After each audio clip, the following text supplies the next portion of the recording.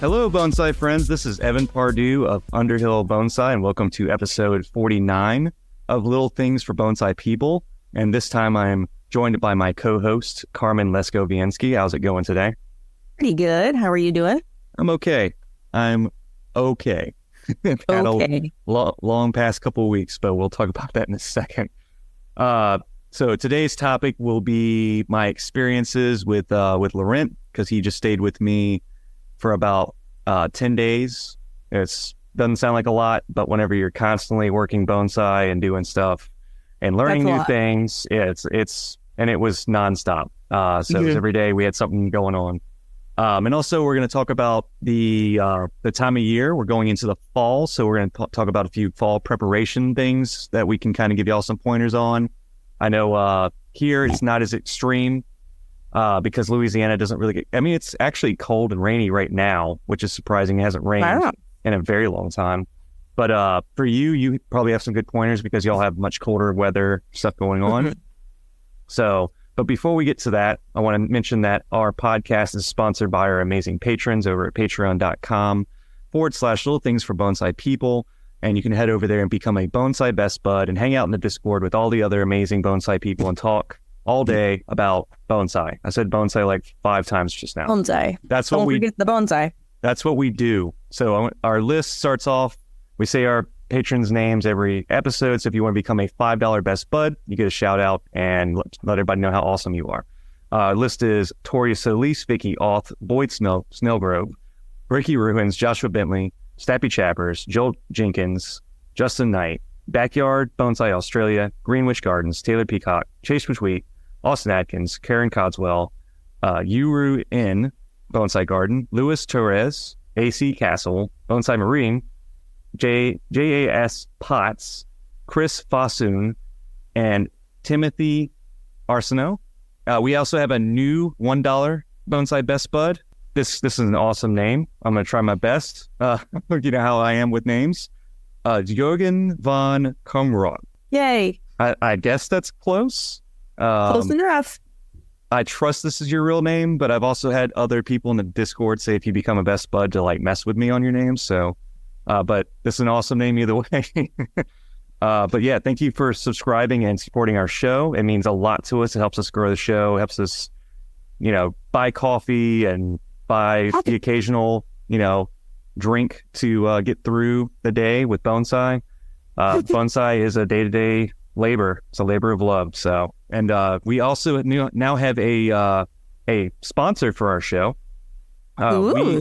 We have been talking to the awesome guys over there at Bonsai Bar. It's actually Timothy Arsenault. He's the founder and one of the main operators of the Bonsai Bar. So we have a little advertisement we'll start running, and this is it. Ooh, can I read it? Do you have it? Yeah, you sent me the thingy. Oh, yeah. Read the thingy, Carmen. Okay. All right. Ready, guys? Okay, here we go. Bonsai Bar is 2 hours of tiny tree goodness, disguised as a night out with friends. Come grab drinks, create a new tree, and watch as your friends and family get the bug for bonsai. Bonsai Bar is always looking for teachers and assistants, and you listen to this podcast, so you're probably already qualified. Bring your knowledge out to the bar. Apply today. Find event tickets, contact info, and more at bonsaibar.com! You're so much better at radio talk voices than I am. I can't help myself. It's so fun. No, I could tell that you really wanted to do that, and you did great. I did. Thank you. But yeah, we are supported by Bonsai Bar. Thank you guys so much. That is a beginner bonsai workshop pop-up in breweries across the northeast of the United States. So yeah, go check them out. They have cool headbands. So. They do. We got some really cool headbands from them at the national show, and now we're like the Ninja Turtles. We got like different colors and stuff going on over here. They have like yellow, red, green, purple, blue. It's pretty awesome. I'd like to suggest pink. I don't think did they have purple? I wish they had purple. I'm not sure. I think they maybe had some and they just hadn't been out. They ran out. I can't remember how that went. So, and without going too much further, I have to mention that our podcast is also edited by Matt O'Donnell. It makes it sound smart, it cleans up the audio, and makes it enjoyable to listen to. Go over to mattodonnell.com to fill out a contact form, start your own podcast show, or audio engineering project with him. He is a set bassist living in Nashville, Tennessee, and he's just an all-around awesome guy. It's written in the script, and I say it every time. So, and also go over to underhillbonsaistore.com and go to Little Things and go buy our t-shirts. We have some t-shirts available. I'm very low on stock. I actually sold them pretty quick. I think I've got maybe a handful of them left. So I got a lot of wearing smalls. Mine right now. No way. Yeah. Look. Wait a second. I'm wearing it. You're wearing it. All right. I'm wearing it. Have you gotten any comments about your, I went to this bonsai workshop and all I got was a stump I shirt? haven't actually worn it in public yet, just in the yard. Oh. Not because I haven't wanted to wear it in public. It's just I haven't been out of the yard on the days that I've happened to wear it. So yeah, it's a fun shirt to wear to a bonsai club meeting. Oh yeah, maybe I'll do that next time. We got one coming up. A lot of people can relate to that. It actually is an inside joke with an older gentleman that is in the New Orleans Bonsai Society. And every time that we get into a workshop with him, there's people that make suggestions like, what height should this tree be? You know, should we cut here? What's the proportions? Are we looking for? Where's the good nabari? Where's the front? And his answer is always, cut it down, chop it. And he's an older guy named Felix. I think I know who that is. Do I know who that is? No, you didn't, okay. You didn't get to meet him. Not until you start hitting the road. But yeah, if you come to New Orleans, you would definitely meet him. And he'll tell you that shirt is his shirt. He has royalties on it and everything, but he's just joking. But he's a funny guy. So yeah, we will kind of just cover a few simple topics. It's been a very long couple of weeks. I know we're behind schedule slightly, but I was, being that I mostly run the scheduling on the show, I got behind because I was dealing with Laurent Darrow for the past 10 days. It's not a bad thing at all, but being Louisianian and just the way I am, I like to host and I like to help people and make people comfortable. So if anyone ever visits, I'm always just on top of the host game. I'm just like, where do you want to go eat? What do you like to drink? Have you tried this? Have you seen this? I mean, we're just in New Orleans. We're at the nursery. We did some private study. We did the workshops that we had with him. He's a hard worker. I mean, guy worked until he fell asleep. I mean, and I'm not joking. Like, so. The real question, though, is did you make him gumbo? We had gumbo on hand, but he was not feeling well the morning I offered him some. So. Let's just say we had a couple of good evenings, but yeah, but the gumbo was there, but he told me he didn't like spicy. So yeah, I know, right? So well, he's like me, so I guess because I don't like spicy either. But that last gumbo that I made for you and Lou and Michael, that was one of the best gumbos I've made. Really good. Yeah, that was super good. And I made it super mild. I think I put like a pinch of like Cajun seasoning in there. Because the sausages that you guys have, if anyone's not familiar with gumbo, it's Louisiana traditional dish with either andouille sausage and chicken or seafood. But yeah, the sausages up there in Portland, they're like pre-seasoned. That's where I went wrong the first time. It was so hot that it was like lip peeling. Like, like peel your lips back hot. But yeah, no, we nailed it that last time. But yeah, he doesn't like spicy foods. He was very simple about his food choices. So, but yeah, he'd prefer to just eat like a salad with like a clean meat, with not really any seasoning. But I mean, that's understandable. Clean eating is a good eating. So, but yeah, the whole experience was positive, way more positive than I can imagine. I know I put a Discord question out. I had questions for this episode because I know we had some stuff saved up.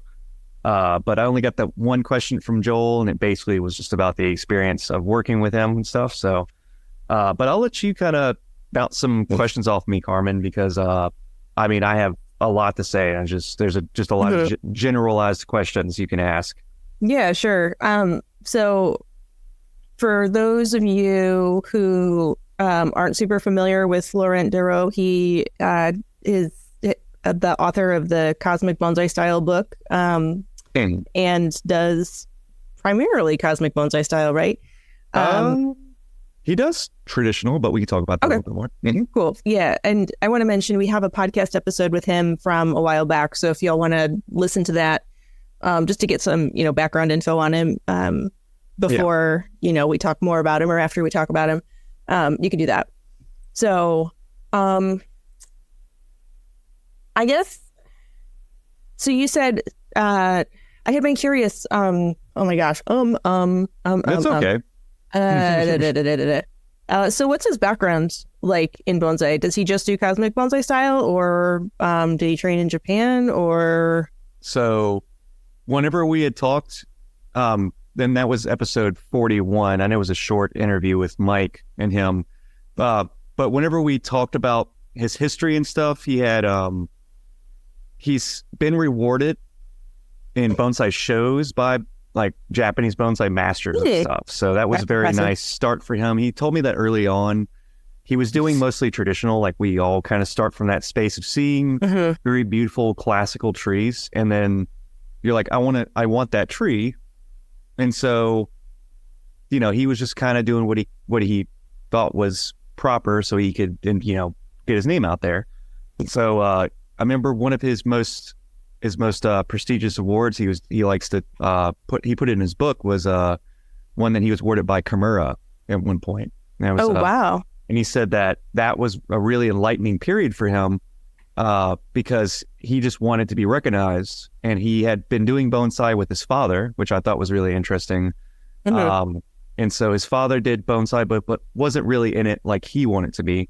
Yeah. And so he said as soon as he got that award, he was 30 years old, and he remembers he was like, what do I do now? He's like, this is an awesome achievement, but he's like, I want something more. He told me he had an artist block. Like he's like, do I make more classical trees and just keep doing this? He's like, my brain doesn't work like this, is basically what he was telling me. And so okay, yeah.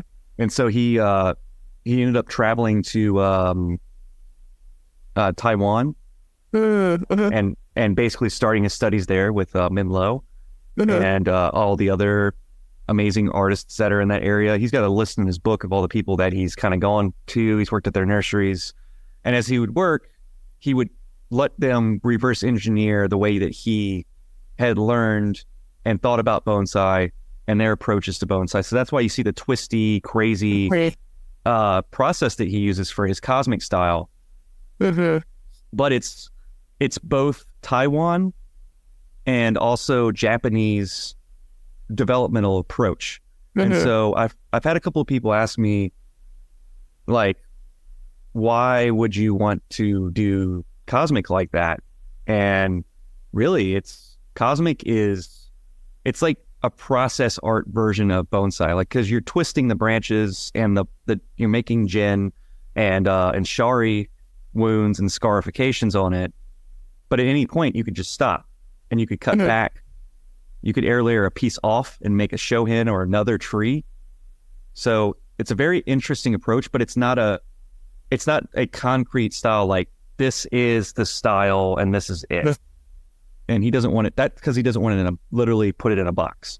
So it's an abstraction, but it's still his own style that he created to help people make more dynamic trees.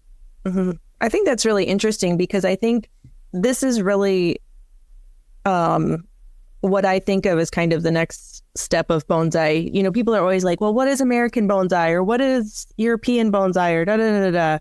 Because we all talk about traditional Japanese bonsai and everybody kind of wants to break out of that and figure out what's next. And I think this is a really good example of the thing that could be next. So you do, your traditional Japanese bonsai, you become very, competent with that. And then from there, you're able to really develop a new style. So just like any other art where you take, the tradition, you learn the tradition, and then you're able to branch out from there to create something a little bit different. And so I think this is a great example of a new kind of style, a new way of doing things that's not really, it's still based in tradition. It's just kind of a different take, a different look, a different feel. So I think that's really pretty cool. Yeah. And he's wanted people to know that this is an appreciation for Japanese bonsai, but he's saying basically, why would you practice so much Japanese bonsai whenever you're not Japanese? Why try not to go, like you said, it's a branching, it's a literal and figurative approach to branching out. Because the best way he described it that really made it connect for me, he just said, it's like the Big Bang. It's like it expands out, and then you wire it and you bring it all in, you compress everything. Because you never, in cosmic bonsai, you never trim. That's what was one of the things that he really? You never trim? That's really cool. So yeah, he's like, you never trim the tips, but whenever you're ready to start getting the tree ready for exhibition, then you trim back and start ramification when the cosmic is where you want it. Like you can frame it. Oh.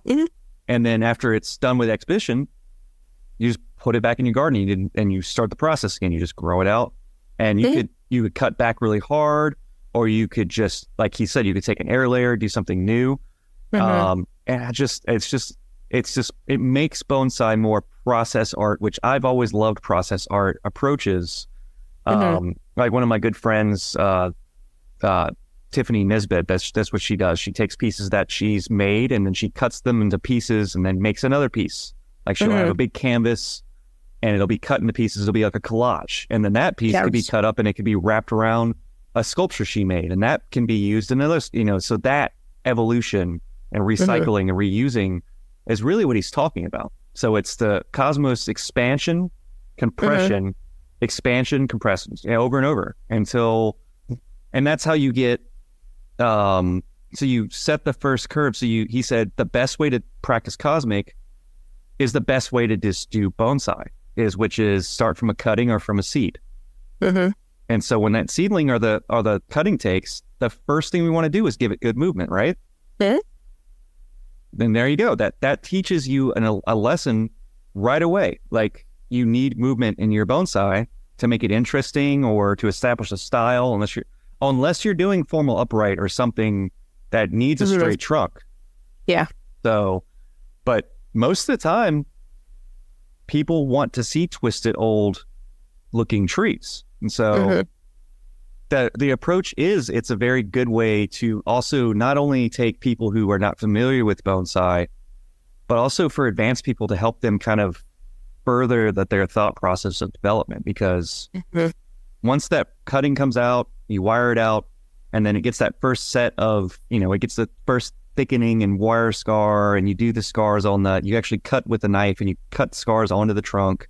You can do the classic stripe shari, you can do random shari bits, and then because on his elms he uses Chinese elms, just uses humus parvifolia as his favorite, and so because it's so flexible and resilient, and then more branches will come out, and he'll minimize his branch selection down, and then bring that in again and again, over and over. And some of the workshops we did, he did. Well, we have planer aquatica, which is water elm here. And he found that species to be very, very well suited for my range and my natives because it's extremely flexible. It grows really fast. And he told me in some instances, he thought it was better than the humus parvifolia, especially for us. Because, but the only downside is it has a silvery, plain bark that exfoliates when it's older. So it's not the best bark, but he said with scarification, he's like, you can make this awesome. So we're doing these workshops. People are like, okay, this looks cool. Like it has that look. It has that, the cosmic bonsai has that like scattered, twisty angles kind of look to it. And people are like, all right, well, I'll take this home. This is cool. This is awesome. And I'm like, it doesn't just stop right here, guys. Like you don't cut. Yeah, this is not it. You don't cut the tips, because as it extends out, that trunk, that cutting, you could increase it times 3, times 4. If you want to grow it into all that. And that's what makes it look like on his book cover, if you see the book cover. Yeah. So yeah, there's a lot to unpack with it. All the technique and all the stuff he showed me, there's a lot. It took a toll on my brain, let's just say that, for about 10 days straight. And Mike traveled with him for almost a month and a half, I think. Yeah, it was a long time. Both of you guys have just been really deep into this for the last little bit. But I heard that he's on the way to see you. Yeah, so he's going to be in LA, and then or he's going out to California. I don't know specifically where, I can't remember. And then he's coming up to the Pacific Northwest. And hopefully I get to meet him while he's here. So that should be pretty cool. Yep. I'm excited about it. Dave DeGroot said he's going to apparently. Yes, that's my understanding. So maybe. Yeah, I think so. Don't take our word for it. I know the only people that are going to be in the garden at them was probably you and Michael, but yeah, nobody else is going to be like lined up, like waiting for him. Right. Yeah. But if I assume if Dave's going to take him to Michael's, he should take him to the Pacific Bonsai Museum as well. I think he's going to be working at Pacific Bonsai for a little bit because I know he's going up to Marai too. So I think, he's going to do a little bit of a tour in the Pacific Northwest. Yeah. Very, very interesting. Very interesting guy. He's apart from the bonsai practice and is just hardcore. Like he wakes up and I'm like, what you want to do today? He's like, just get the wire and the trees out. Let's get going. Let's just do bonsai. Yeah. Which is what we all do, but right. But apart from that, I mean, his demeanor and his personality and his, obviously, it was one of my first times meeting and kind of working day to day with somebody like that was European. Mm-hmm. So there's just different things about the way he saw things and he talked about things. And I was like, this is actually really awesome. I mean, the way he approaches even just regular things, like, everyday, day to day. But yeah, he's a really nice guy and I would highly recommend him. If you guys, like I said, like we had the tour listing, we talked about it earlier on the podcast. But he's talking about coming back because he said he loves touring in the US. He said this has been a really positive so far. He's almost halfway done. And he said, this is so nice that he's like, I'll come back and I want to encourage people to do cosmic bonsai, workshops and clubs. Mm-hmm. and schools and stuff. I know him and Mike are talking a little bit, but I don't want to get into that because I don't know where that's going to go just yet, but he definitely wants to see more cosmic bonsai because he feels like in the United States, especially with younger people here, he's like, it could catch on. It gives younger people more time and more thought. And that's what you want to do. You want young people to do it because they're young. Mm-hmm. And so they can take that cutting and turn it around in 10 years and have something amazing. Yeah. So, yeah. But anyway, did you have any other questions about him? Because there's good bit things to be said, but I know. I want to know, and maybe this is for a personal conversation. You were talking a little bit about his philosophy on bonsai, and I want to hear all about that, but that might be for a personal conversation. I mean, it could be. I know Mike could probably reflect on it a good bit if we could get Mike. Yeah, we can hold off on it for a little bit. I know Mike's in dormancy right now, literally decompressing from the touring. Touring is hard. Yeah. Going out and running around and teaching bonsai, it's not something we're used to. It's kind of like almost what we experienced with the national show. It's just... I was going to say, yeah, it feels probably a lot like a show just where you're on all the time or when you're working with a client or teaching a class, but it's every single day and that's exhausting. So yeah. And you're away from home and it's just... Yeah, that really makes it tricky. Yeah. Is there anything else you want to tell us? I would love to go into the philosophy thing, but it's kind of a thing. We'll do a whole separate episode about mental exercises and approaches because there's a lot of stuff that can really be. I wrote an article a little while back, and I guess I would like to do a thing where I just read it and kind of revise it, and then me and you kind of talk about it. Sure. So that would be fun. It's just stuff about how trees grow. There's some wabi-sabi talk, and I know back in the past episodes, me, you, and Mike have had a few wabi-sabi and mochikome conversations, but it's stuff like that. It's like a further investment into those philosophies. So cool. But yeah. So how are things going with you out in the Pacific Northwest as far as the fall and stuff? How are we doing there? Pretty good. We had some cool rainy weather, and then we had another little bump back up to the sunny 80s for a little bit, and now I think we're officially in fall now with like kind of daily rain and cooler temps and all of that. So we took our shade cloth down about a week ago, so we're getting some more light on the trees now. Now that the heat of the summer is over and the sun is lower in the sky, they don't really need that extra little bit of protection that they were getting over the summertime. So shade cloth is down, and we're watering a lot less, mostly just because the rain does it for us. But this is kind of a tricky time with watering. You have to be really, on the sunny days, you have to be really kind of on top of things and know where each tree is, especially if it gets a little bit windy, because some things will dry out really quick when the sun pops out and it gets a little bit windy. And then, other things will just be fine because it's been raining for 3 days. So just kind of paying attention to what the water usage in the yard is. It's a lot less right now, but still, 1 or 2 things will dry out and so you have to be sure to catch those. We don't have to do any real protection yet for things. It hasn't been cold enough. We haven't had a frost yet. We're starting to get some leaf color change, but not a whole ton. It's been kind of a slow fall so far. We have a little fall color in the, outside of the yard, just like in nature, but not as much as I feel like we usually have this time of year. So yeah, it's interesting because I was taking Laurent over to the airport this morning, and we had that this past Monday, we had a drop in temperatures. And it was about 46 degrees in the morning. It was crazy. Ooh. Cool, just out of nowhere. We need a couple of different things to trigger dormancy. And so length of day is going to be a big factor in this because the sun is further or closer, depending on the orbit where we're at, time of year.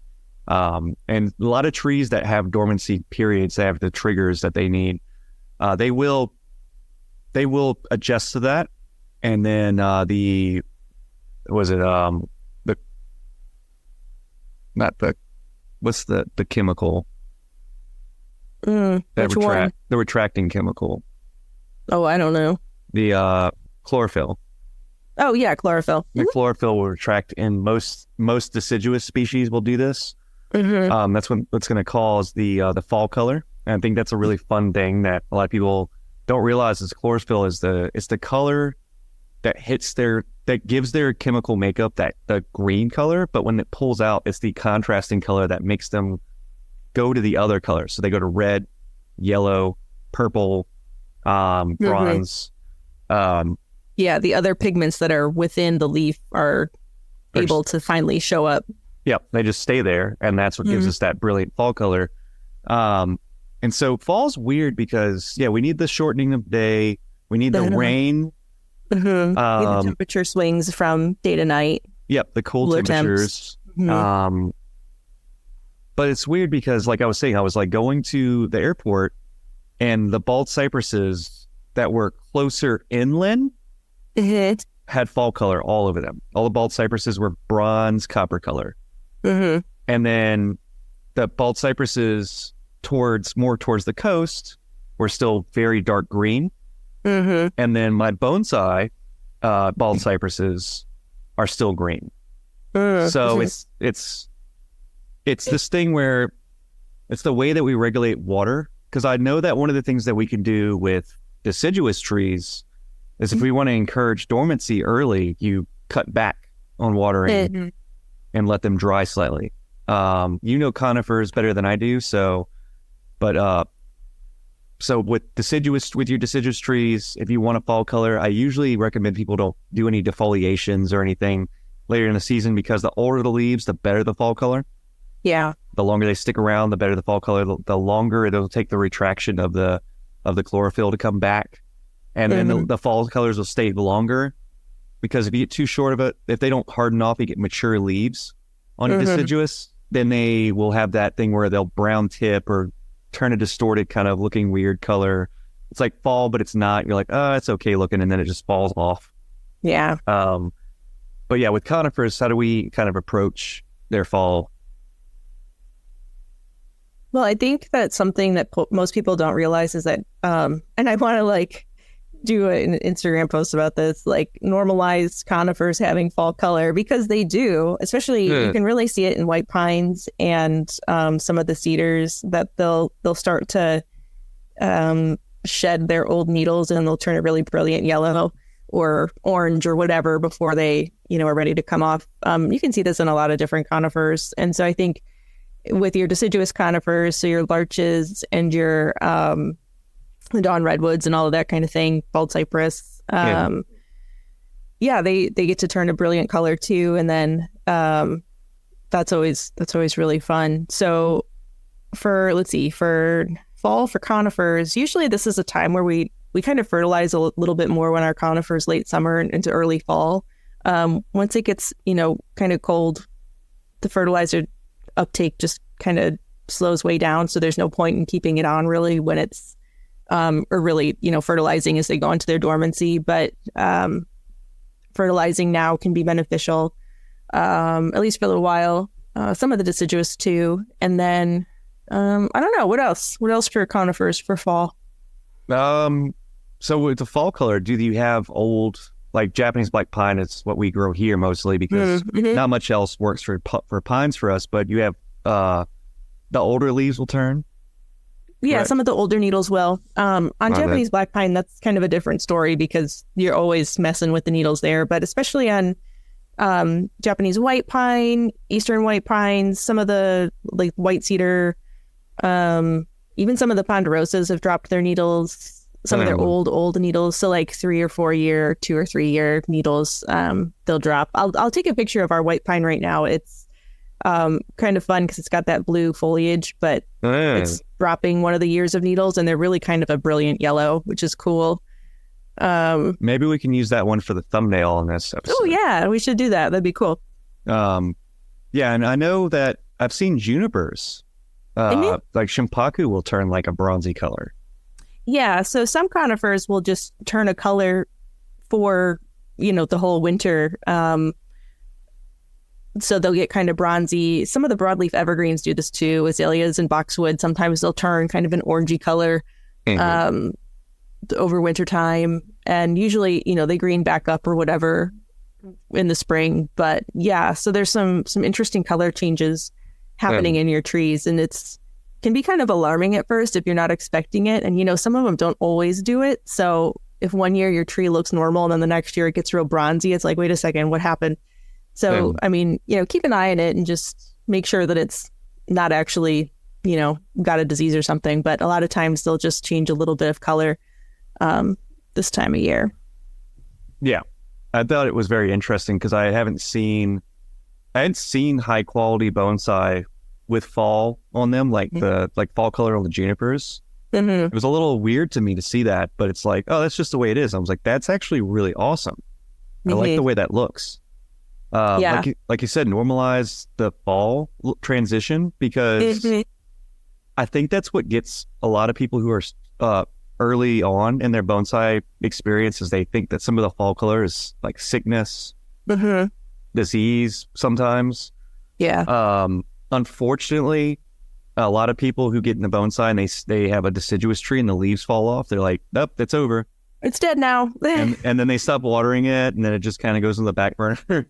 So keep track. So for the beginners out there, keep track of what species and what range you're in. So one thing that me and Laurent actually talked about a lot when he was here, he was like really leaning on these, like, know what part, like where is the equator in comparison to where you live, because that's very important. Because I mean, when you don't do bonsai, I always joke, like when we don't do bonsai, we never care about the weather as much as we do. We never care about the rainfall, and we never care about when the frost is happening. You find yourself like picking up a farmer's almanac, just to get predictions and stuff. Just goofy. In late fall or in the middle of winter, you like check your phone when you wake up in the middle of the night to make sure that it's still above freezing or that your heaters are still on. Or do I need to run outside and run like I need to go hit snow off the conifers that are still outside? Or it's 3 a.m. but I'm up, so I might as well.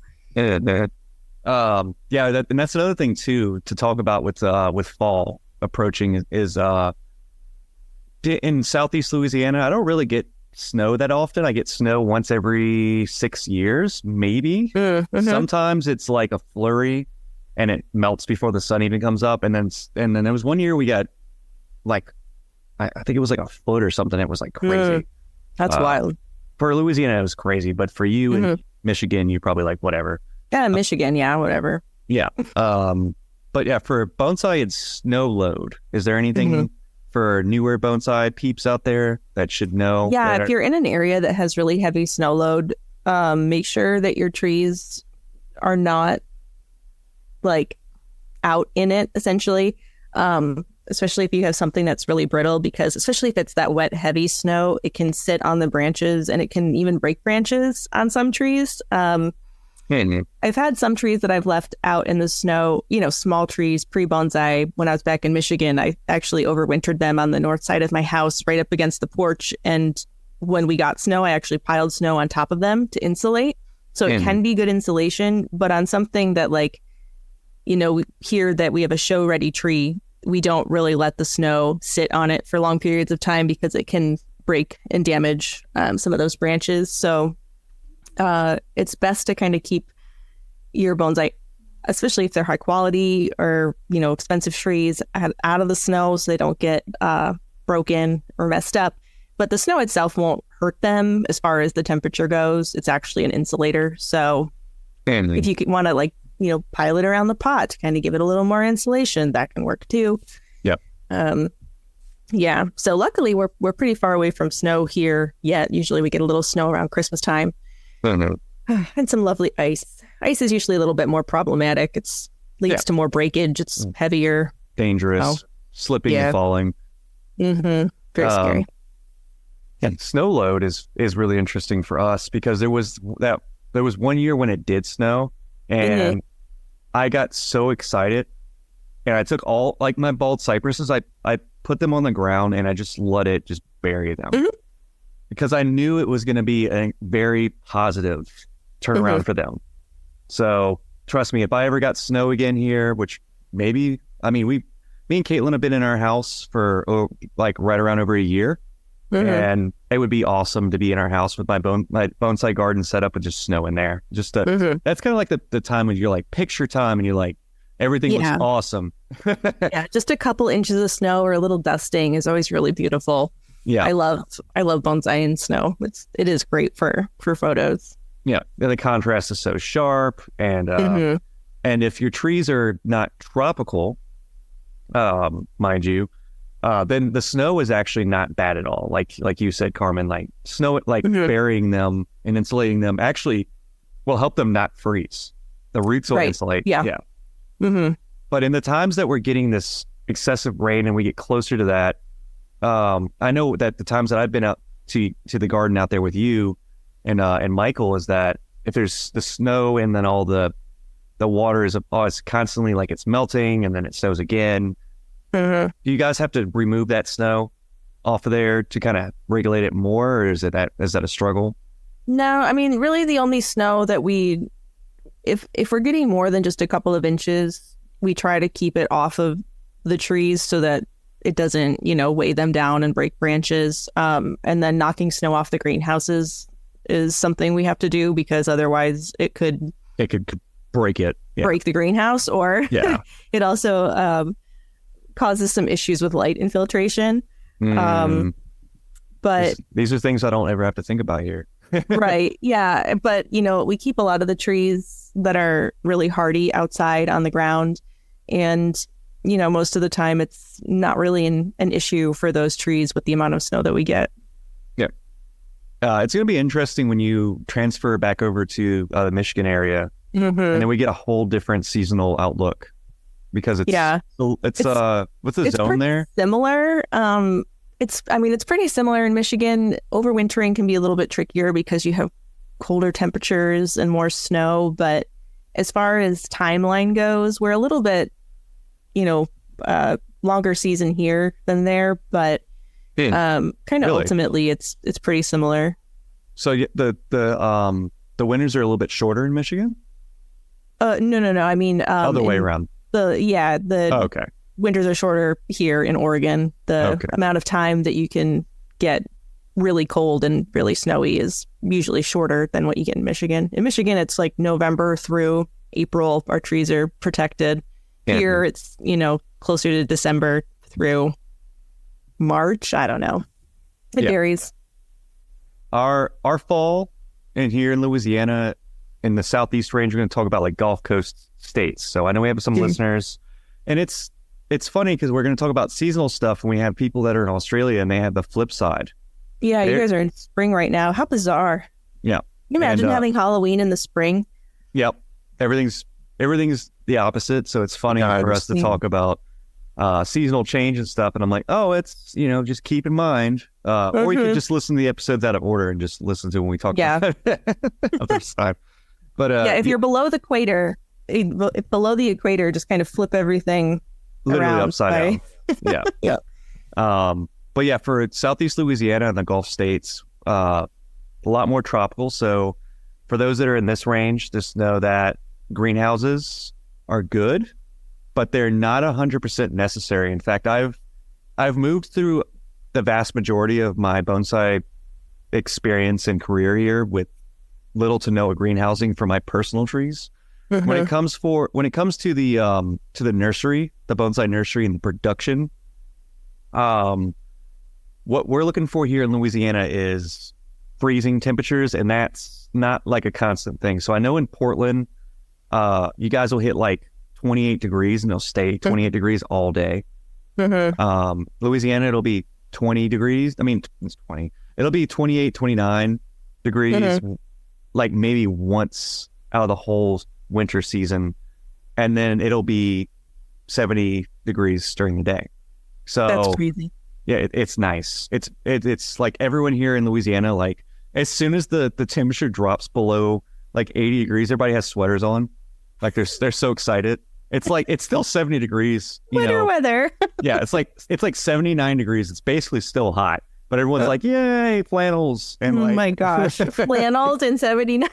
Yep. Oh, it's dude, it's like 60 degrees here, and I'll still wear shorts and a t-shirt. Exactly. Like people get so excited because we're so hot here all the time. It's always like we just came out of the summer, and y'all probably heard me say it in the previous episodes from this year. We just came out of the summer, and it's like no rain, 100 degrees. Sounds terrible. For those who want to see something really, really interesting, really fun, go to like Google and see if you guys can see like the Atchafalaya Basin, Henderson Swamp with the cypresses, and see how low the water level got. It was insane. There's the oldest bald cypresses you can see from the interstate on the long bridge over the Atchafalaya. The Atchafalaya is just a big delta. It's a big water basin, swamp land.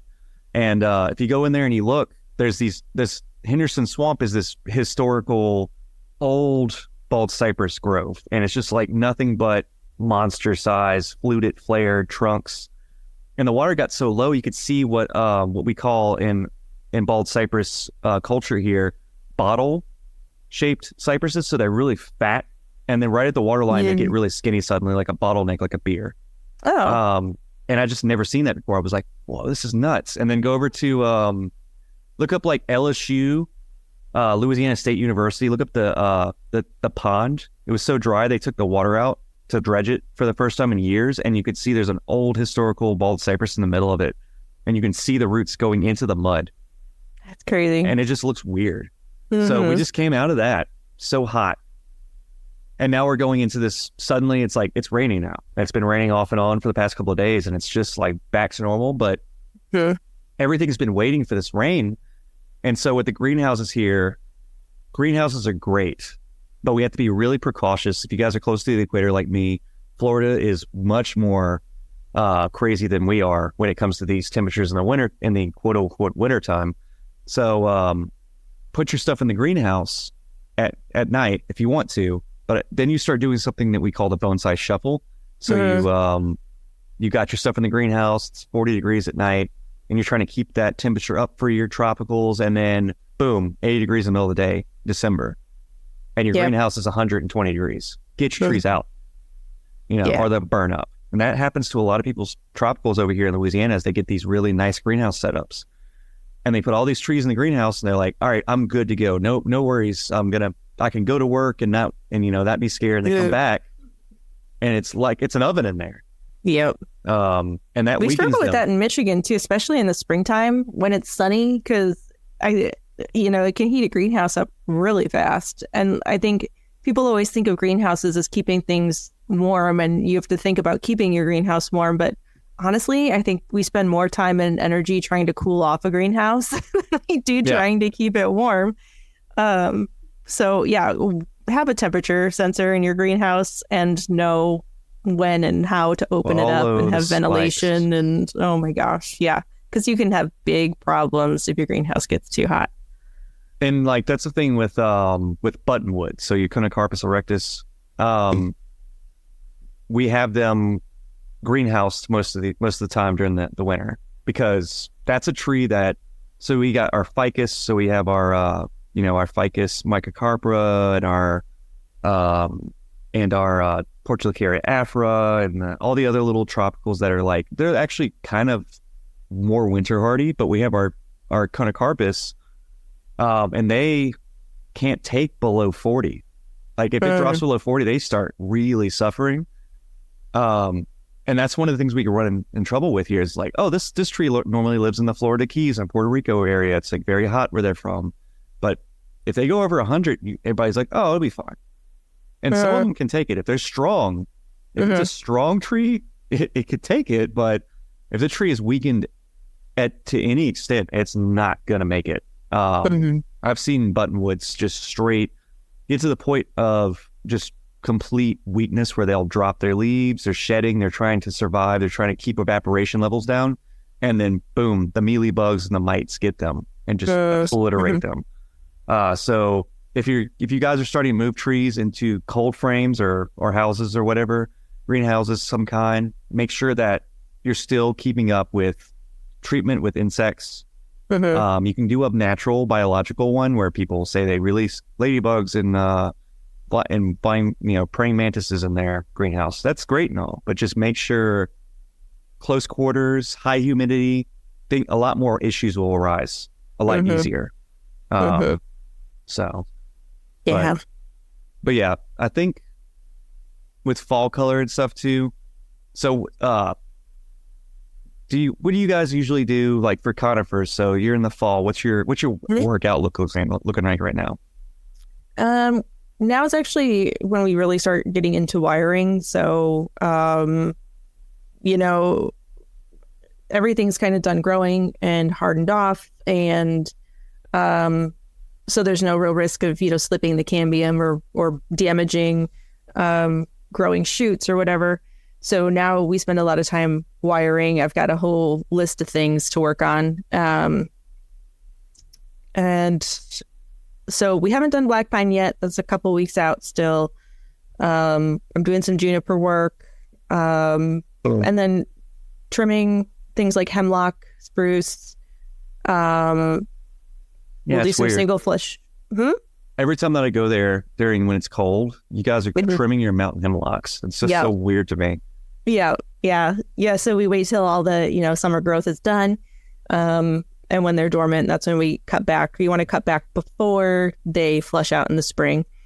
And then as far as deciduous stuff goes, we'll do some fall pruning starting here in a couple of weeks. We've got some classes coming up at the end of October and into November, and so we save a lot of that work for students. But anything that we didn't do as far as summer pruning or, the second flushes, we'll go back through and make some cuts, particularly on maples. That's always a fun one because you get to strip off all the leaves if they haven't fallen off already, and you just have like a big pile of red leaves on the floor in the studio. I really love fall work. It's a very busy time. It's probably, it's busier than spring, but in a different way. And I think fall work is some of my favorite. There's just a lot of restyling and rediscovering trees and pruning that happens. That's really, really fun. And this is stuff that we continue all over the winter. So I'll be wiring until we start repotting pretty much. Yeah. Fall is something that I think a lot of people don't realize is one of the most beautiful months for bonsai, because for deciduous trees, for me, the fall color comes on.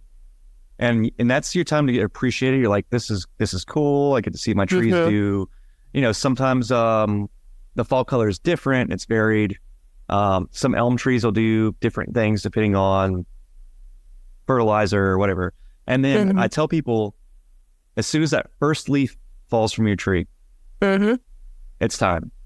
It's go time. Mm-hmm. You can sit there and enjoy the fall color for a little bit longer if you want, but as soon as that first leaf falls off there, I go out there and I strip all the leaves and I get to wiring. You get to do, it's very exciting because you get to do winter silhouetting.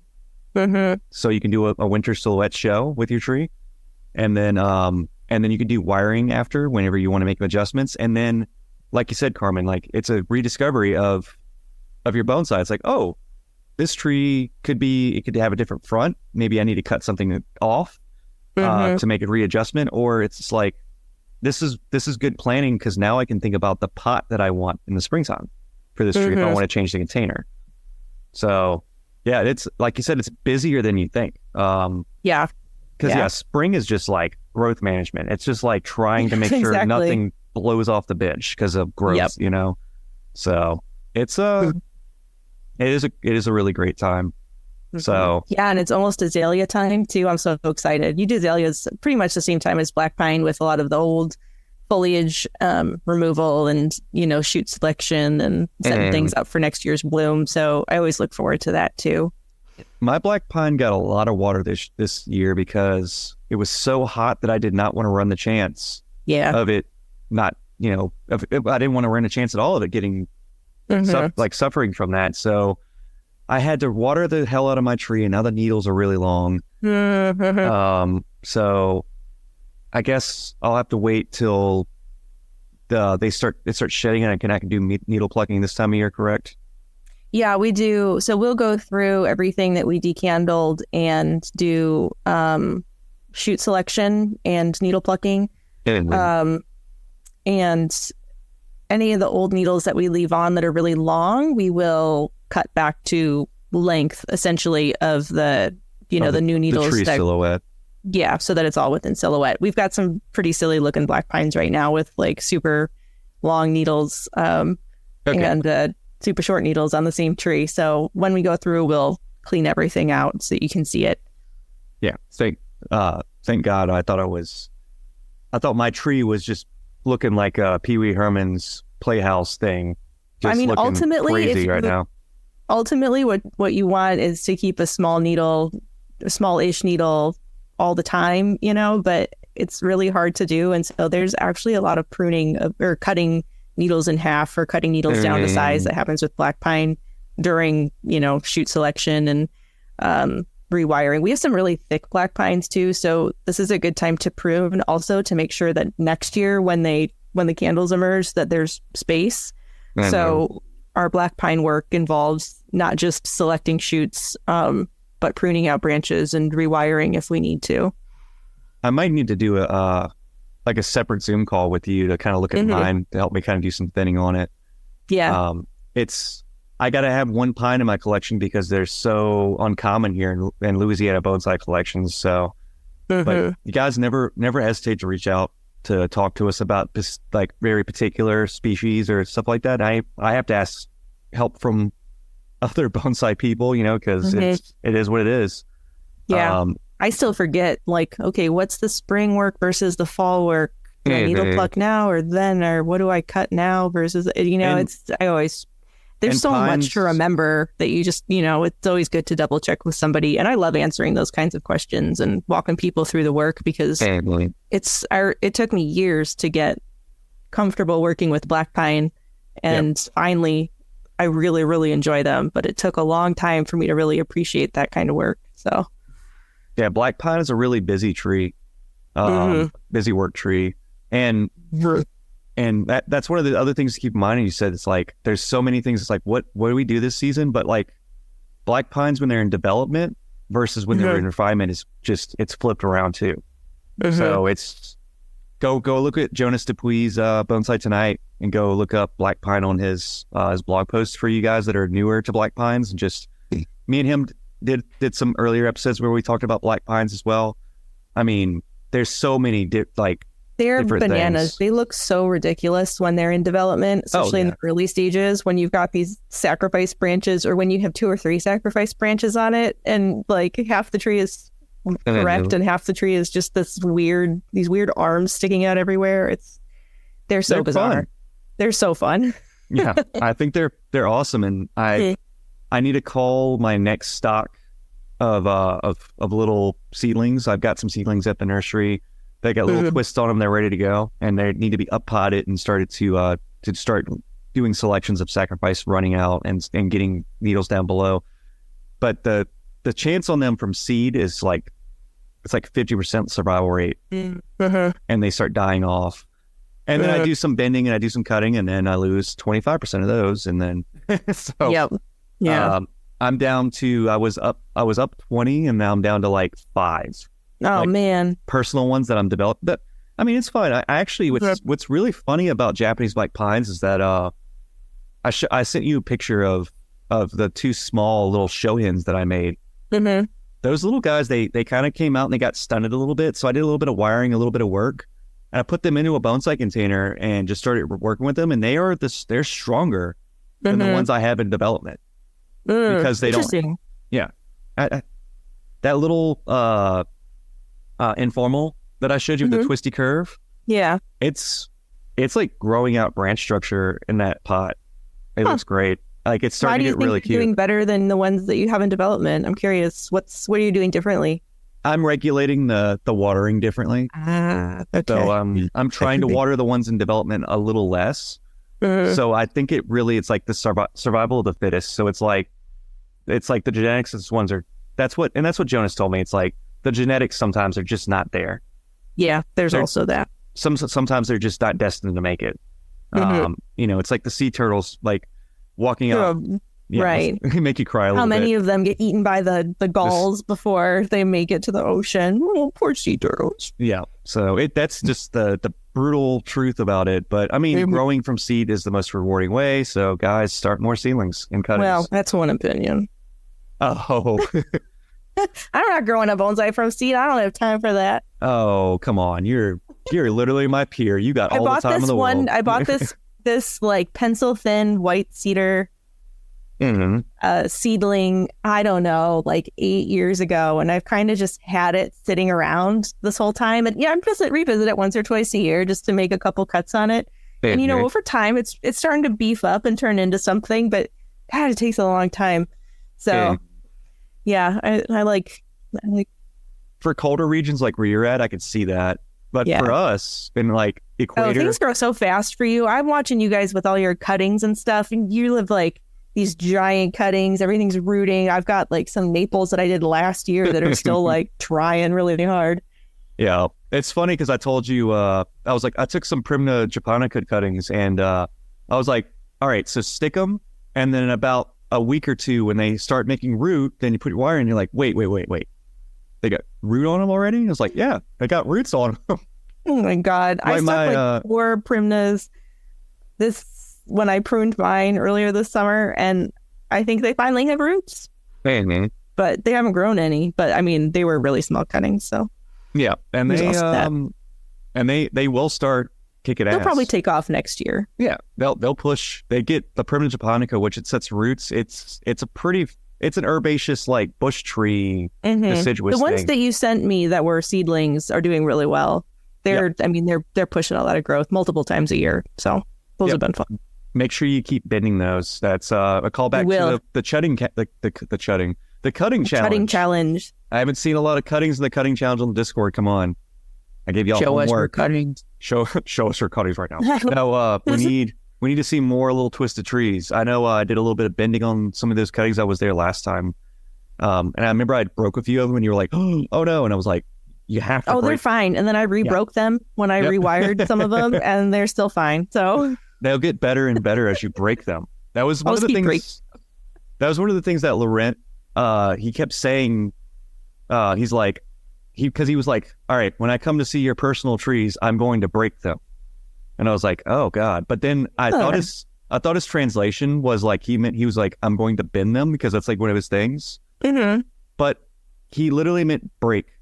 Because breaking is a big part of the tissue and the build up, and it actually accelerates. Because you remember, I saw this in a magazine one time where they were taking like a piece of rubber on a Japanese black pine, and they would take a mallet and like hit the tree with a mallet to like break up the fibers and encourage the trunk to get fatter faster. And it was just goofy. I was like, so anything to make the tree accelerate in growth. But yeah, we get like like you see Mike's post on his Instagrams where he makes the sea hibiscus.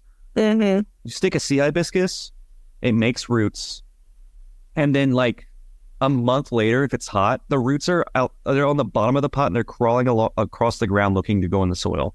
Oh my God! That's how they have them in the green. We have them in our greenhouse. We took them this year. We up potted them. We up potted all these cuttings, and the roots went back to the ground again. Oh just my God! Absurdly fast. So, but yeah, that's more cutting development stuff down the line as we develop that cutting challenge series episodes, which we'll make one eventually. But we have a couple of guests coming up. I know I have Rob Kempinski. I'll be talking to him tomorrow. Finally, we'll get that episode. It'll kind of be in line with. It will be in line back with our weekly release, and we also have the Bonsai Time guys. We need to line that up as well. We'll be talking to them really soon. But let's move on to our bonsai word of the day, and then we'll wrap it up. What's our word? Our word is you're gonna love this one. I figured we talk about this because not a lot of people know this, and we said this a few times, but the word is oyakata. Oyakata. Yep. And this was something I talked with Laurent as well. Laurent's like, so oyakata is confused with sensei, and that's one of the things we went back and forth on while we were hanging out. So Carmen, I think you know what an oyakata is. So oyakata is like the apprentice's master, and they kind of take on this role that's more than just, your teacher. They're kind of like almost a father figure. They're very highly respected, super wise, knowledgeable teacher within your life. And they're kind of responsible for during your apprenticeship, making sure that you're taken care of as well. So it's a step above sensei. It's a step above teacher, from my understanding. Yeah, that definition is actually very spot on. I've heard it a couple of different ways, but you kind of hit all the points there. And it's funny because you hear sensei in like martial arts schools, like dojos and stuff. But the major difference there is you said like they have to make sure that you're taken care of. Is an oikata is someone, usually it's a live-in apprenticeship like you're doing. So they are responsible for you. Yeah, or like in Japan, I think sometimes they'll give you a stipend for housing. They make sure that you have housing and food, what you need in order to survive while you're doing your apprenticeship, essentially. Yeah. But no, the oyakata is something a lot of people, and we've been hearing this more and more because I know Bjorn did a whole series about his work, and he used that word quite proficiently. Peripherally, or that word is escaping me, but yeah, he said that a lot, and I was like, oh, that's cool. I didn't think of that, and so I use it a lot in conversation about bonsai. People ask me about apprenticeships and stuff and mentorships, and it's not mentorship. It's not sensei. It's not master. He's not your master. He's your overseer, your caretaker in your journey, and does not necessarily means that he's going to control every decision you make either in bonsai. Right. He's just going to guide, like you said, like a father figure, which I think is a really awesome way to look at it. There's something about the depth of Japanese words. They really just kind of hit a different level sometimes because there's not really there's similar words in English, but there's nothing that really is quite the same. There's teacher, there's master, there's father, there's mentor, but none of those really encompass what oyakata is. And I find that with a lot of Japanese words, they are able to kind of go deeper than some of our English language. Oh yeah, poetic. Very. And Laurent even told me when he was here that he's like, French is like the language of, it's like the culture of and language of love, romance, but he's got even like poetic approaches the way that they talk. I'm like, in America we kind of have that, like the English dialect and has some kind of stuff like that, but like Japanese, you can talk very poetically, but people are going to look at you funny most of the time. Like a lot of times you just save that for writing, like my journal or my articles are going to sound a little bit different than what I'm pontificating on a daily basis. And the Japanese words that we talked about, mochikome, oyakata, even some of the simple, like simple like approaches. We will do like a whole wabi sabi talk. Mike is really good about that. Wabi sabi is another one of those words like oyakata. There's just not really quite the same concept. It means so many things, but at the same time, it's such a simple way to place the aesthetic and the meaning. Like know how it feels, but you can't describe it. Exactly. It's like that's like mochokome and wabi sabi are kind of go hand in hand in that respect, but they mean different things too. Yep. So we'll have to get Mike back on in a little while to kind of go further into that. But yeah, let's go and start wrapping up a little bit. Like we always say at the end here, go over to underhillbonsai.com. I write articles periodically when I have the time. And then you can go to Underhill Bonsai Store and go check out what I have for sale there. We're a full service bonsai nursery in Southeast Louisiana. We ship within the United States. So we'll have the tools, wire, soil that we make ourselves, pre-bonsai, some bonsai, some more finished, not finished, but because bonsai's never finished, but stuff like that. Little things for bonsai people, t-shirts are there as well. So make sure to get those before we run out of stock. We have mostly smalls and mediums and maybe a few larges left. And then just to help Mike out, go over to kitsunebonsai.com, go see his seasonal offerings. He has online classes and also classes within Florida that he does if you're in his area. I know he just came off of the tour with Lawrence, so he's going to be incognito for a little while. And for you, Carmen? Oh, you can find me on the interwebs, on Instagram at Becoming Bonsai. I'm also on Facebook. You could check out the Purple Pot Society, which is the National Women's Bonsai Group. And check out my teacher, Michael Hagedorn, at Crataegus.com. We've got the seasonal classes up there. I think fall might be full, but check out winter, spring, and summer for next year. What else? That's it. Studying with a intensive with Michael or any other bonsai professional is definitely worth the time. So would recommend. Highly recommend. And yeah, thank you, Bonsai Bar, for also being our sponsor of the show. Yeah, Bonsai Bar. Go over to bonsaibar.com and check out little brewery workshops in the what was the area, the northeast of the United States. Northeast. And they also have other things that we can go in. I think we're going to have Tim and maybe one of his other team members on later on, so we have a little chat. Yeah, talk more about Bonsai Bar. So yeah. But yeah, you guys have a wonderful week. I know we're late on this episode, but we'll kind of try to keep You'll all just have to deal with it until we get our lives organized. Yeah. We'll get back on schedule. We will. It's all on me. But yeah. Dude, you've been busy. Mike's been busy. I've been sick. Yeah, like it's fine. We'll get back on schedule. Yeah. But yeah, we will catch you guys on the flippity something. Floppity. Floppity. All right. Y'all have a good one.